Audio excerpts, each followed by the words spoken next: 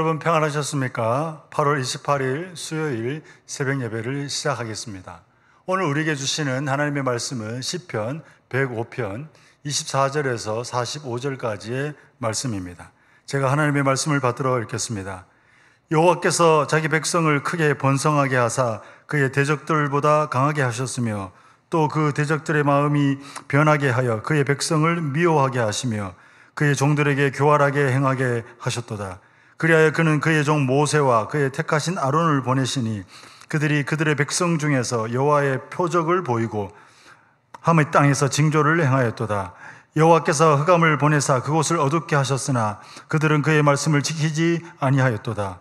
그들의 물도 변하여 피가 되게 하사 그들의 물고기를 죽이셨도다. 그 땅에 개구리가 많아져서 왕의 궁실에도 있었도다. 여호와께서 말씀하신즉 파리때가 오며 그들의 온 영토에 이가 생겼도다. 비 대신 우박을 내리시며 그들의 땅에 화염을 내리셨도다. 그들의 포도나무와 무화과 나무를 치시며 그들의 지경에 있는 나무를 찍으셨도다. 여호와께서 말씀하신즉 황충과 수많은 메뚜기가 몰려와 그들의 땅에 있는 모든 채소를 먹으며 그들의 밭에 있는 열매를 먹었도다. 또 여호와께서 그들의 기력의 시작인 그 땅의 모든 장자를 치셨도다. 마침내 그들을 인도하여 은금을 가지고 나오게 하시니 그 지파 중에 비틀거리는 자가 하나도 없었도다. 그들이 떠날 때에 애굽이 기뻐하였으니 그들이 그들을 두려워함이로다. 여호와께서 낮에는 구름을 펴사 덮개를 삼으시고 밤에는 불로 밝히셨으며 그들이 구한즉 메추라기를 가져오시고 또 하늘의 양식으로 그들을 만족하게 하셨도다.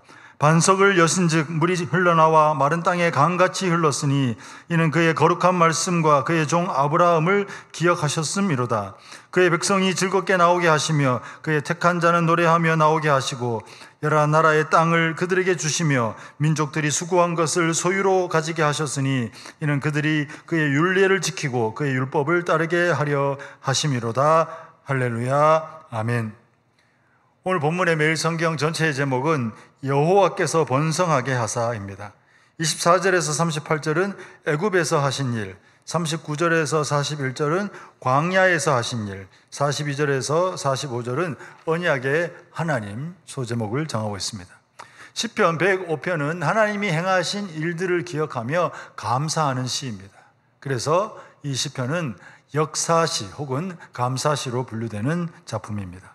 먼저 1절과 23절까지에는 아브라함으로부터 시작해서 요셉에 의하여 애굽에 이르게 된 이야기가 기록되어 있고 오늘 본문이 24절에서부터 45절까지는 출애굽으로부터 시작해서 가나안 땅에 정착하는 그 장면까지 기억하며 찬양하고 있습니다.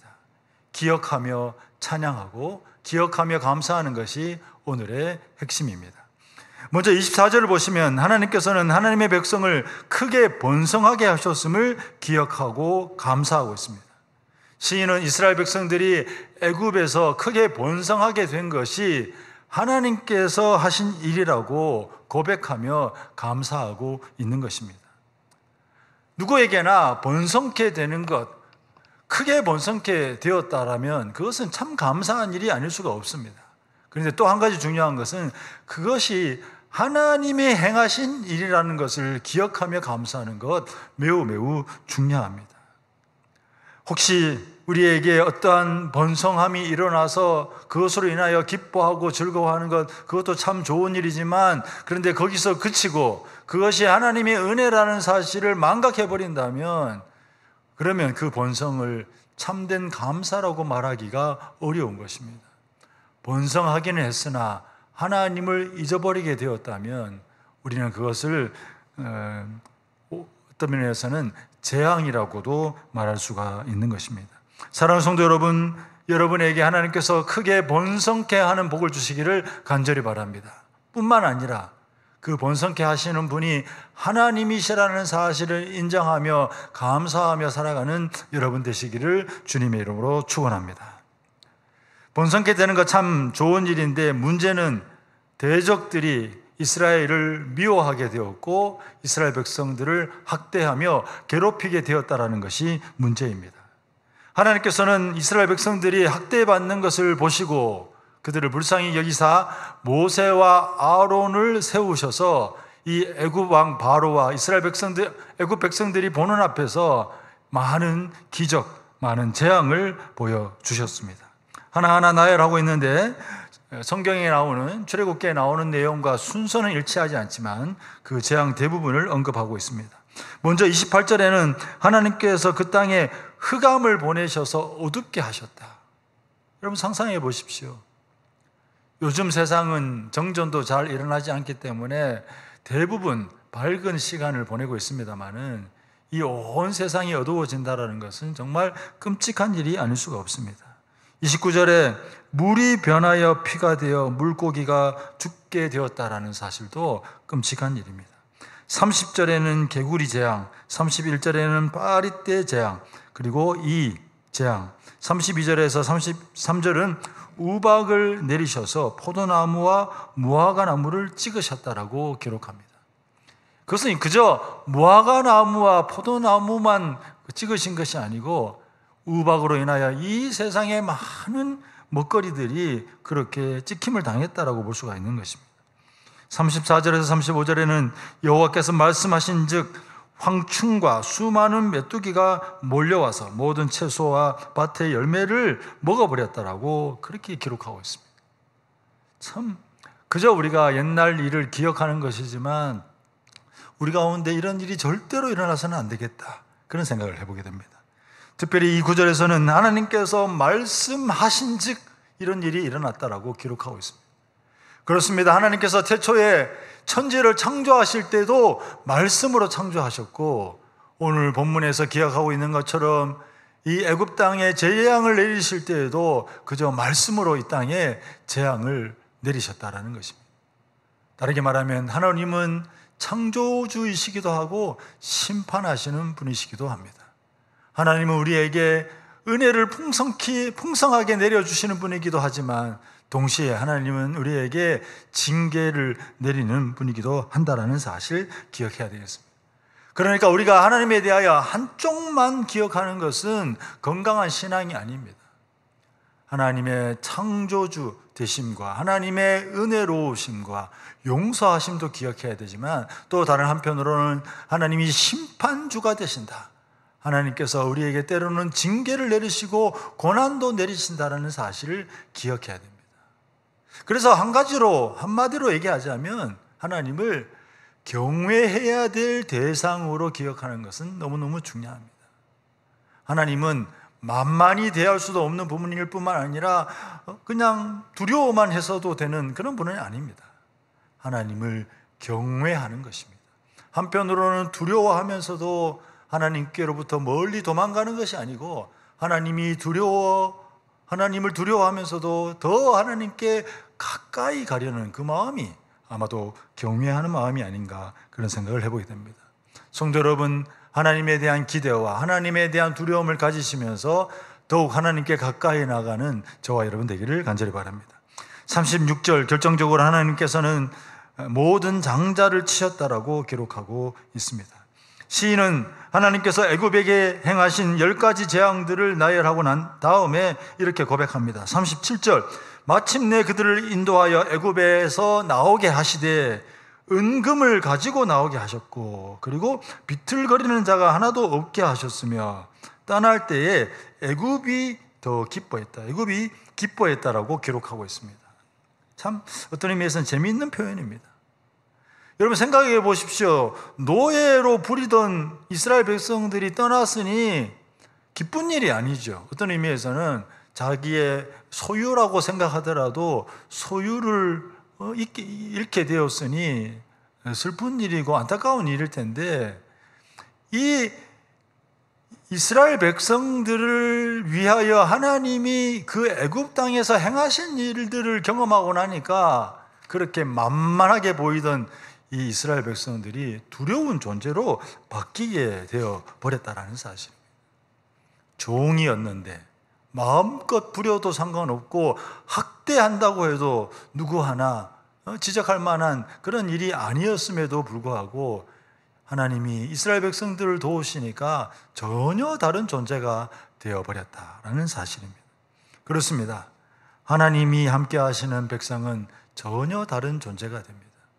그 백성이 누군가를 구태여 해코지하거나 무섭게 해서 그런 것이 아니라 그 하나님을 믿고 따르는 백성들은 하나님께서 그를 존귀케 하신다.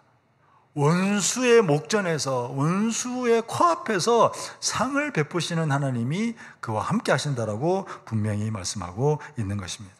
오늘 시인은 하나님이 행하신 일들을 기억하면서 하나님께 감사하고 있습니다. 여러분에게는 어떠한 일이 있었습니까? 그리고 그것으로 인하여 하나님께 감사하십니까? 이 말씀을 기억하시면서 저와 여러분도 하나님께서 우리 가운데 행하신 일들을 기억하며 감사하는 오늘 하루 이후의 삶이 되기를 간절히 바랍니다. 39절 이하에는 광야에 대한 기억과 감사가 기록되고 있습니다. 광야에 대한 기억은 아주 간단하게 기억되고 있는데, 첫 번째는 구름 기둥과 불기둥, 두 번째는 메추라기와 만나, 그리고 세 번째는 반석을 열어 물이 흘러나오게 하신 그 일들을 기억하고 있는 것입니다.